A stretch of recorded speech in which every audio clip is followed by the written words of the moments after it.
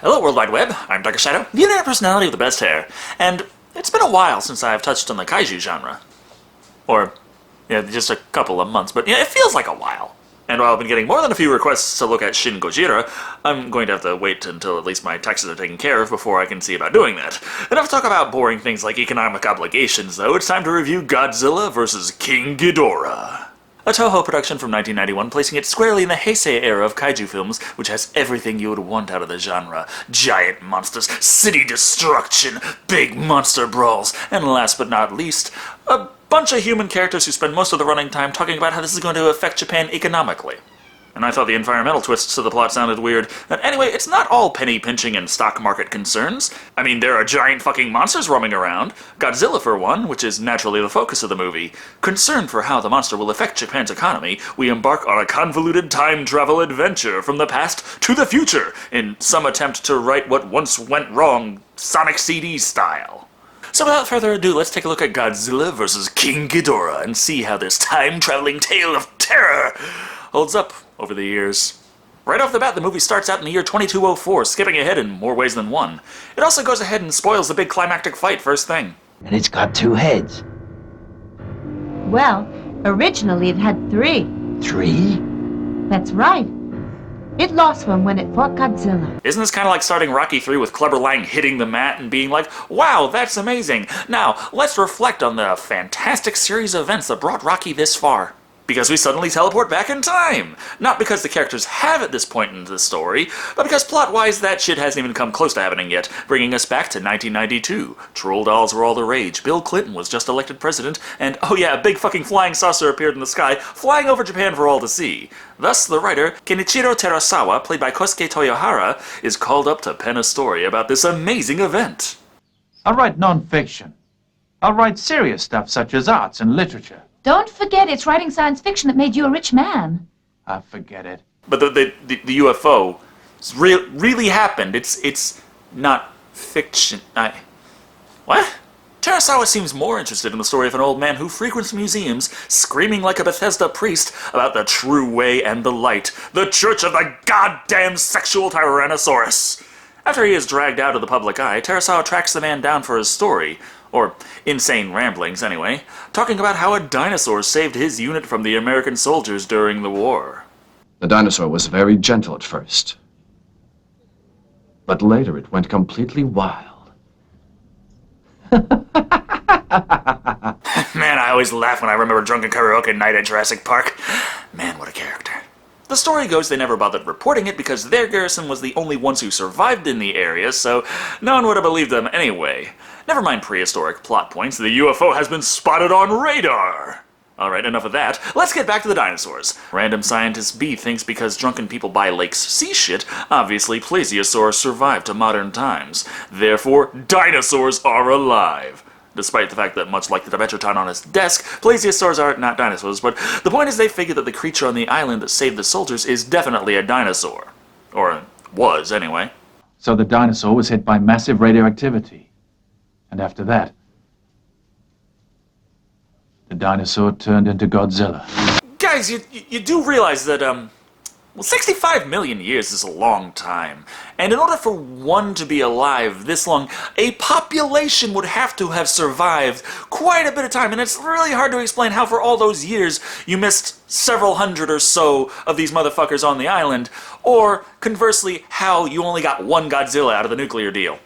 All that ancient bullshit would have to wait, though, because a couple helicopters have blown the fuck up. Going in to investigate, the forces discover that the UFO has actually landed in this area. Okay, that's enough of the here and now. A break in Terasawa's dinosaur story leads to Yasukai Shindo, played by Yoshio Tsuchiya. He plays like he has no idea about any living dinosaurs on Lagos Island, but hearing that the nearby H-bomb tests might have transformed the creature into Godzilla results in the acquisition of a few amazing pictures. So then, it was a dinosaur that saved our men. And these are the very same men that rebuilt our economy. Hey, to be honest with you, the Japanese economy owes a fuck ton to Godzilla.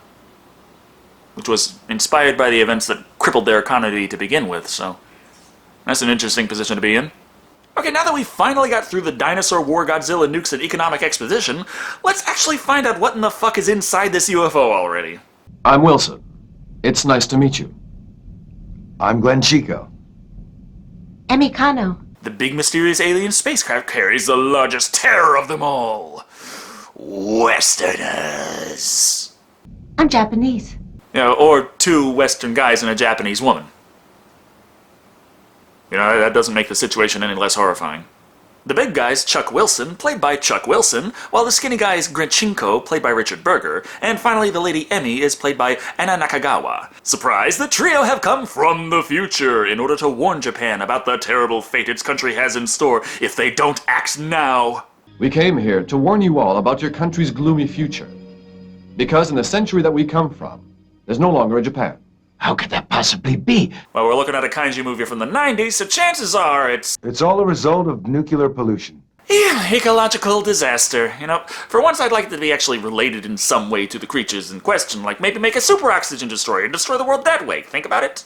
The story goes Godzilla is about to tear through the entire country of Japan, destroying nuclear power plants and spreading nuclear fallout all throughout the land until it's completely uninhabitable. How do you plan on saving us? Very simple. You must get rid of Godzilla.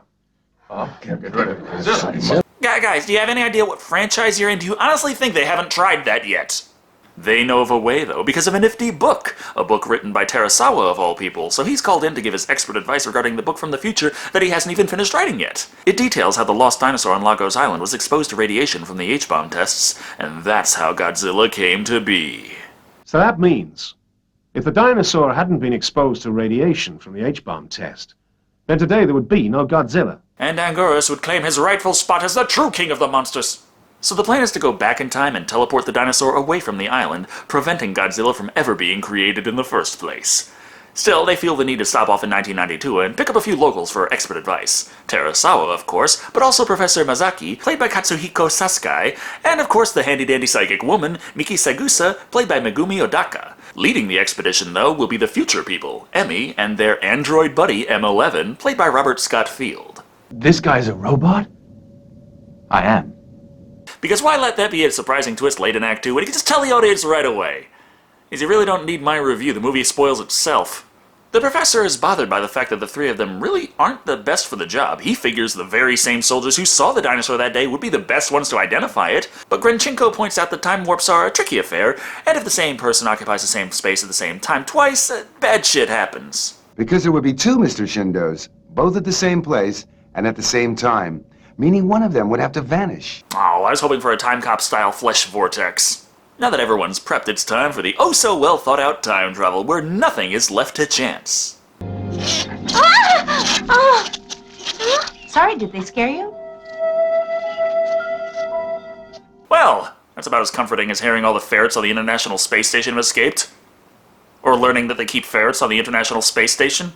These little creatures are called Dorans. They are supposedly perfectly harmless biotechnological pets. But considering the wing style and that there's three of them, yeah, you can already tell what's coming. Speaking of knowing what's going to happen, the group takes a time warp back to the year 1944, so they can be present for those events in the past that the movie already went over in the exposition. Several times.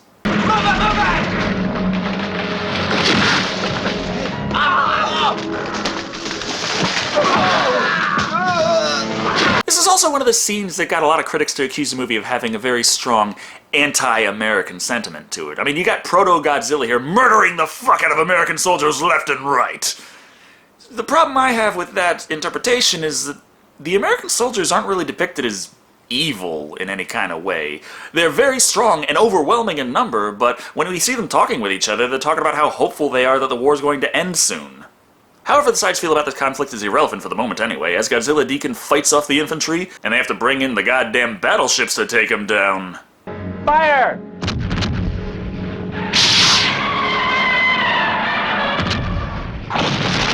Hitting him so hard he screams like Gamera! I feel like I should find that a little more insulting. After the barrage, the Navy knocks him to the ground, defeating him. Or not, as he just gets the fuck back up and murders the shit out of the remaining American soldiers on the beach. Point is, this jump back in time was just to make sure that they got the right one, so the crew warps forward a little bit so we can watch Shindo and his men pay their respects to the wounded creature who saved their lives before saying, well, I don't have a stretcher big enough for you, so walk it off, and leaving. This gives the team from the future the perfect opportunity to teleport Jurassic Zilla away from the island, saving Japan from certain nuclear destruction in the future.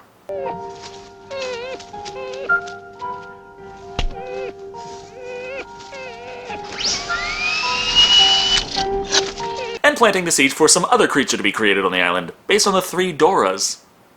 I wonder what that could be. Godzilla has disappeared.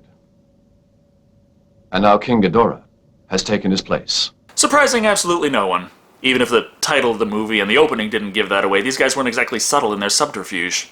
Godzilla is no longer with us anymore. And it seems like somehow, out of nowhere, this King Ghidorah has appeared. Also, about how time travel works in this movie, it kinda... I don't know, because Godzilla doesn't exist anymore. It was never made, except people still remember Godzilla, and everything Godzilla did up until 1992 still happened. He just disappeared in 1992. And King Ghidorah was made in 1954, except he didn't actually appear until 1992 when they got back. I don't fucking know. It's not science fiction, it's fucking fantasy. Thus, as there's no Godzilla to fight, King Ghidorah has free reign to wreak havoc across Japan, puking lightning and explosions everywhere. While the suits and special effects aren't as high-end as what you see in the Millennium Era, I still have to note that the miniature cities are admirably detailed, making for some entertaining mass destruction. Also, fortunately, it doesn't take long for the resident psychic to realize that Amy left the doors on the island intentionally, creating King Ghidorah in Godzilla's place. Why would these people want to create King Ghidorah? And why do they want to destroy Japan? We're only 48 minutes in. If Godzilla just disappears and there's no conflict left... kind of a shitty movie. As it turns out, the future fucks can control King Ghidorah just like they could control the Doras, so Chuck orders all of Japan to be destroyed, except for Tokyo. Then we'll show the Japanese the proper way to rebuild their country. You're gonna show Japan how to properly rebuild. Dude, it's a kaiju film. You call it annihilating a country, they call it Tuesday. As it turns out, though, Emmy doesn't want Japan destroyed.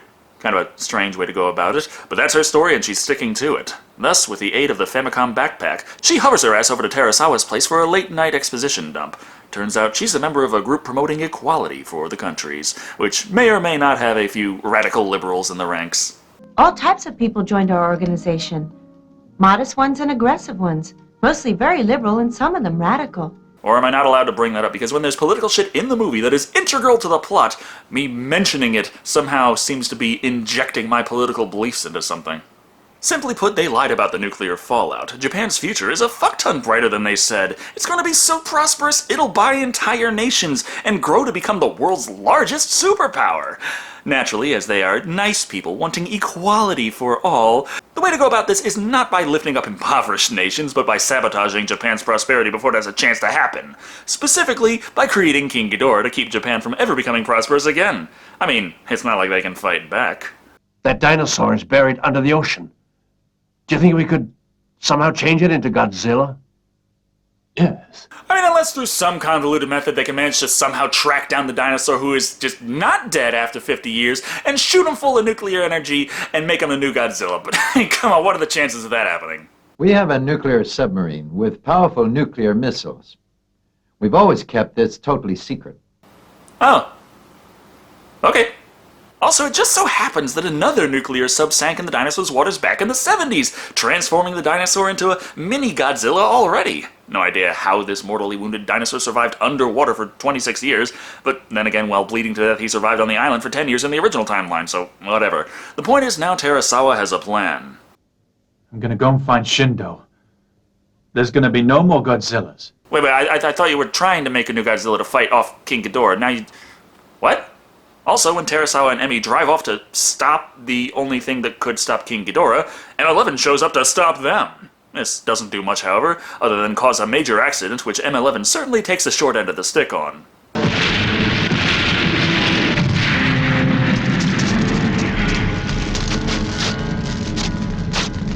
Lest we forget, though, he is an android and therefore can keep on ticking Terminator style. Making me question why in the hell he had a car in the first place, considering he's more than capable of running faster than they go 8-man style, and stopping the heroes the old-fashioned way.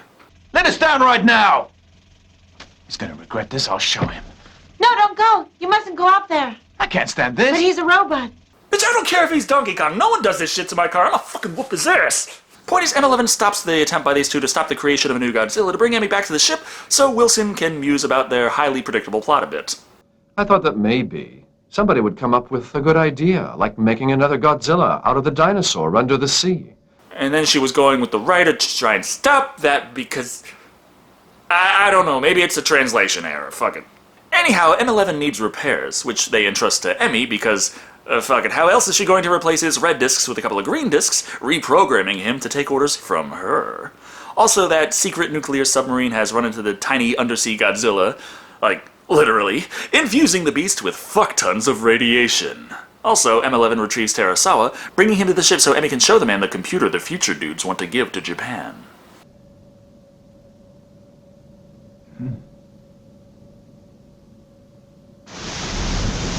Right. Well, I'm glad they know what the fuck that means. The important thing is that Godzilla has been recreated. Sort of. Because they used modern nuclear weaponry, the beast is actually quite a bit larger and stronger than he was before. Obviously, the future dudes notice this pretty quickly and send King Ghidorah to fight Godzilla. Or scream at Godzilla anyway, while the main characters kick back and watch the movie for a while. Kill it! King Ghidorah!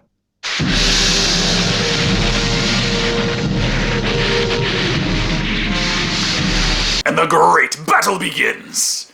In this big open field with no one around for miles, yet somehow there are broadcast TV cameras just set up in all the angles the movie uses. The fight between the two mostly consists of them throwing special effects at each other. Still, props to the suit actors for dealing with working conditions where their costumes keep blowing up. While the monsters fight on the ground, Terasawa and Emmy work on sabotaging the computer. Go ahead! Make my day.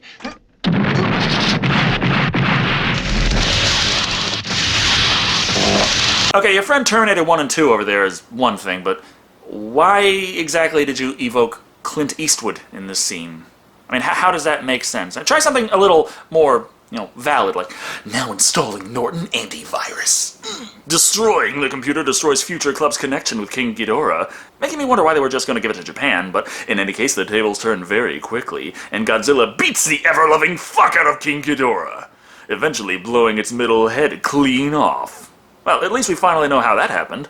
Also, the future dudes are trying to go back to the 23rd century to escape, so M11 uses the handy-dandy teleportation technology to fix this little problem. 1 minute and counting.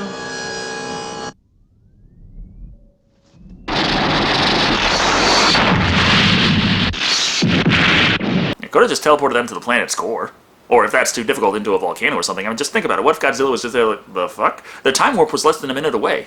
And you gotta schedule your time warps very carefully here. Anyhow, one final blast to King Ghidorah's wing and the creature is destroyed. Now that that's taken care of, there's a slight problem the characters forgot to take into account. There's a 91% chance that Godzilla will attack Tokyo. Only 91%? Damn, if you ask me, the new timeline did result in a softer, gentler Godzilla. First things first, though, he's gotta destroy Sapporo. This means crushing buildings, futile attempts by the army to stop him, and of course the classic wrecking of the TV tower. So they need a new plan to stop this threat to Japan's prosperity. Do you think that King Ghidorah could help us? Dudes, we already tried that. Fuck it, it's too much work to bring in another giant monster, so the plan is to just jump to the 23rd century, revive King Ghidorah, and bring him back to 1992 to save Tokyo. This results in us watching the opening a second time, where we learn that Ghidorah has a heartbeat. Thus, it's back to 1992, where Godzilla has just arrived at the evacuated city of Tokyo. Well, almost evacuated. Shindo still remembers how the dinosaur saved his life, and the lives of his men. He believes that maybe, just maybe, there is some sort of connection between them, and if he looks into his eyes, they just might be able to...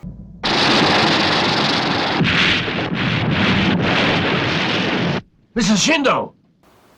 Well, I suppose turning an old friend into abstract art is one way to show Godzilla is definitely the bad guy here. Don't fear though, for King Ghidorah has returned to face Godzilla, now sporting a new cybernetic prosthetic head and central control system being controlled by Emmy and M11's artificial intelligence. Thus they fight, by throwing special effects at each other, but now it's with Tokyo in the background, which makes it totally different. Thing is, Godzilla is still badass, making the fight very difficult for Emmy, but that's where the secret weapon comes in, a gigantic set of graspers that tase the fuck out of Godzilla. Once he's been properly subdued, they break all kinds of laws of physics and fly him the fuck out of Tokyo, crashing into the sea, sending both Godzilla and King Ghidorah to the bottom. Emmy.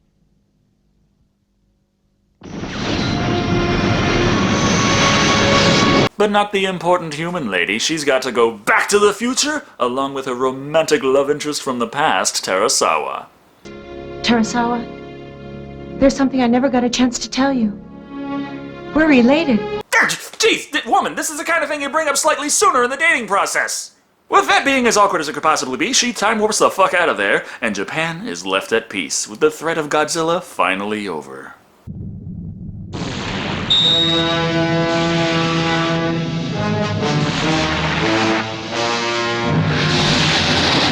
Which, as everyone could see coming, wasn't gonna happen, no matter how many giant monsters they threw at him. Anyway, that was Godzilla vs. King Ghidorah. And it is a decent kaiju flick. But, man, it does have some issues. I'm not entirely certain how much is from the original writing versus the translation, but at the very least, time travel is a very complicated thing to bring into your plot, and Godzilla vs. King Ghidorah handles it like a science fiction tale by an 8-year-old. Mainly the problem I have is that the changes to the past made Godzilla disappear from existence not in the past, but in the present. Everyone remembered him, things that otherwise would not have existed, like Terasawa's Birth of Godzilla book, still do, and the only difference seems to be that he just poofed out of existence in the here and now. If that were due to the fact that it was time travelers messing from the past that made him not exist, why have him disappear in 1992? The time travelers were from 2204. Wouldn't it have made more sense for him to disappear then? If having him exist a few centuries after he's made not to exist makes any kind of sense. So the plot is more than a little janky, but the movie as a whole is a lot of fun. I personally liked M11, who was some unholy amalgamation of the Ape-Man and the Terminator, inspired by the West but unquestionably Japanese in execution. Overall, Godzilla vs. King Ghidorah is perfectly fine for fans of kaiju films, but it's hardly an example of how to get those uninitiated interested in the genre. You have to already be willing to accept psychics, convoluted dinosaur to Godzilla methodology, and time-traveling economic terrorists to give it a chance. That's a tall order, but I still feel the movie as a whole deserves at least 3 fucking annihilated old friends out of 5. It's still weird to hear Godzilla roar like Gamera, though. Especially considering how hard-ass Toho is about other people using the Godzilla roar. But anyway, thank you all for watching. I've been Shado. And remember, don't leave your pets near the nuclear fallout. Japan's had enough of that shit.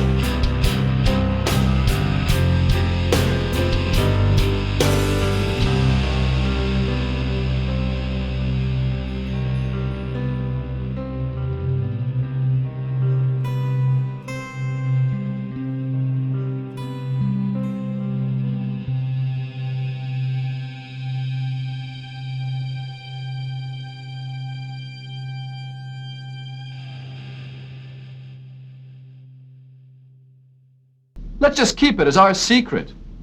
You can tell your son about it when he's born. Major Spielberg?